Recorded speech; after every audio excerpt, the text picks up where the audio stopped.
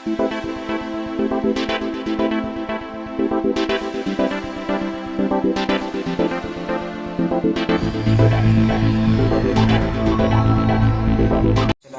warahmatullahi wabarakatuh.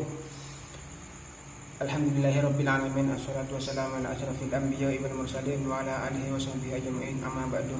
Yang saya hormati dosen pengampu pembelajaran fikih Bapak Abdul Manan dan juga teman-teman yang saya cinta sayangi.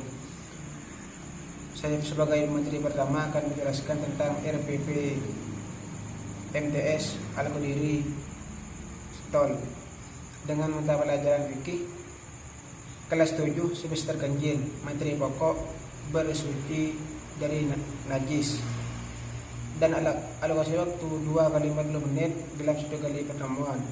Dalam kompetensi inti yang saya dapatkan dari RPP ini, menurut kelompok kami sudah sesuai dengan peraturan pemerintah dan juga dengan KD-nya. Dalam KD-nya itu ada 4 dan juga sesuai juga dengan peraturan pemerintah. Dalam KD ini sudah ada tampil indikator, tetapi dalam KD 1 dan KD 2 dan di indikator itu tidak dicantumkan, dan juga di KD 3 dan KD 4 indikatornya sudah ada. Jadi kami menambahkan indikator KD 1 dan juga indikator di KD 2. Di KD 1 indikator spiritual, KD-nya meyakini ketentuan bersuci dari hadas dan najis. Dan KI-nya indikatornya yaitu meningkatkan nilai ketakwaan kepada Allah dengan mengetahui ketentuan bersuci dari hadas dan najis. Dan juga menambahkan dari indikator 2 yang KD-nya menghayati kaifiyah bersuci dari hadas dan najis. Indikatornya saya menambahkan menggunakan nilai-nilai tata cara bersuci dalam kehidupan sehari-hari. Menurut kelompok kami, kekurangan dari RPP ini di indikator 1, KD 1 dan 2 itu tidak ada. Dan juga dari materi pokok, di sini materi pokok cuma menjelaskan bersuci dari najis, bukan bersuci dari hadas dan najis. Jadi tujuan pembelajarannya di sini melalui pendekatan saintifik dengan metode kooperatif, siswa dapat 1. Merumuskan arti taharah, 2. Merumuskan pengertian najis, 3. Menunjukkan dalil tentang najis, 4. Menyebutkan macam-macam najis, 5. Membedakan tata cara bersuci dari najis, 6. Menjelaskan tata cara bersuci dari najis, dan 7. Terakhir memperagakan tata cara bersuci dari najis. Demikian pemaparan dari saya, kurang dan lebihnya mohon maaf. Wassalamualaikum warahmatullahi wabarakatuh.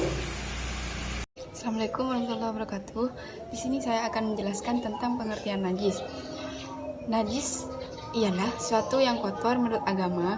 Manusia tidak boleh membuat aturan sendiri untuk menentukan apakah suatu benda itu najis atau tidak. Selain sebagai bentuk ketaatan kita kepada Allah, dan dengan selalu berpikir positif, kita sebagai hambanya harus yakin bahwa di balik itu semua pasti ada hikmah yang tersembunyi. Begitu. Macam-macam najis yaitu ada 3. Yang pertama yaitu najis mukhalladah atau najis berat, yaitu najis yang disebabkan dari air liur anjing atau air liur anjing dan babi yang mengenai bejana. Cara mensucikannya ialah dengan menghilangkan wujud benda najis terlebih dahulu, kemudian disucikan dengan air bersih sebanyak 7 kali, dan salah satunya yaitu dicampur dengan tanah, digosok-gosokkan dengan tanah kemudian disiram begitu. Yang kedua yaitu najis mukhafafah atau najis ringan, yaitu najis air yaitu najis air kencing anak laki-laki yang belum berumur kurang dari 2 tahun, atau yang belum makan apa-apa kecuali ASI. Dan cara mensucikannya cukup dengan memercikan air pada benda yang terkena najis tersebut. Misalnya kita terkena kencing anak bayi laki-laki yang belum makan apa-apa itu, kemudian kita cukup menyiramnya dengan air, sudah begitu saja. Dan yang terakhir yaitu najis mutawasito atau najis sedang. Najis mutawasito itu tidak termasuk najis mughaladah dan mukhaffafah. Cara mensucikannya yaitu dengan menghilangkan najis tersebut, baik wujud, bau ataupun rasanya. Adapun jika wujud, bau dan rasa dari najis tersebut sudah tidak ada seperti air kencing yang sudah kering, maka cukup disiram air di atasnya. Perbedaan najis dan hadas. Najis berarti benda atau zat tertentu dan bukan suatu keadaan. Najis dan hadas merupakan suatu yang menghalangi seseorang untuk melaksanakan ibadah tertentu seperti sholat. Sedangkan hadas yaitu berbeda dengan najis, karena hadas berarti keadaan dan bukan suatu benda atau zat tertentu. Dan sumber pembelajaran yang pertama yaitu LCD audio visual, yang kedua yaitu alat atau bahan. Yang pertama itu seperti contoh spidol, kertas karton, kertas gambar, dan papan tulis. Yang ketiga yaitu sumber pembelajaran, ada misalnya buku paket, Al-Quran dan terjemah, gambar, LCD, dan alat bersuci. Contohnya air atau benda padat. Itu saja. Assalamualaikum warahmatullahi wabarakatuh. Alhamdulillahirrabbilalamin. Assalatu wassalamu ala ashrafil anbiya wal mursalin Sayyidina Muhammad wa ala alihi wa sahbihi ajma'in. Amma ba'du. Baik teman-teman, di sini saya sebagai pemateri ketiga atau pemateri terakhir akan melanjutkan materi yang telah disampaikan oleh pemateri pertama dan kedua. Nah, di sini saya akan menjelaskan tentang materi langkah-langkah pembelajaran di RPP tersebut dan juga penilaian. Dan terakhir adalah penanggung jawab dari RPP tersebut. Nah, di poin langkah-langkah pembelajaran itu sudah sesuai, itu ada kegiatan inti, kegiatan pembuka, dan juga kegiatan penutup. Nah, di sana dibagi kegiatan intinya itu 5 menit, kegiatan pembukaannya itu 5 menit, dan kegiatan intinya itu 30 menit, dan kegiatan penutupnya 5 menit.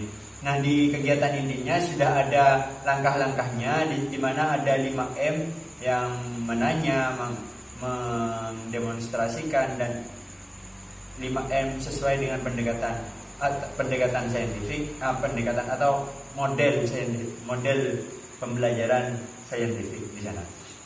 Nah, tapi kekurangan dari langkah-langkah pembelajaran di sini yaitu terdapat pada alokasi waktunya yang tidak sesuai dengan alokasi yang sudah tertera di identitas, yang mana 2 kali 40, tapi di langkah-langkah pembelajaran hanya 40 menit, tidak 80 menit seperti itu. Nah, yang kedua, dari langkah-langkah pembelajaran ini tidak sesuai dengan media atau alat-alat yang digunakan, di mana di langkah-langkah pembelajaran tidak ada media yang sudah tercantum sebelumnya, seperti itu. Nah, poin yang selanjutnya adalah penilaian. Nah, di sini dalam RPP ini sudah ada 4 aspek penilaian, di mana dari sisi spiritual, sosial, keterampilan, dan juga pengetahuan. Nah, di sini merupakan sebuah kelebihan, di mana dari keempat hal tersebut itu sudah ada langkah-langkahnya. Bagaimana cara menilai pengetahuan, bagaimana cara menilai spiritual dan juga bagaimana menilai sosial dan pengetahuan seperti itu. Nah, yang terakhir itu tentang penanggung jawab. Di sini juga sudah ada kolom penanggung jawab kepala sekolah dan guru, namun tidak ada dicantumkan nama dari guru atau kepala sekolahnya. Nah, mungkin hanya itu dari saya, kurang lebihnya mohon maaf. Semoga bermanfaat. Wassalamualaikum warahmatullahi wabarakatuh.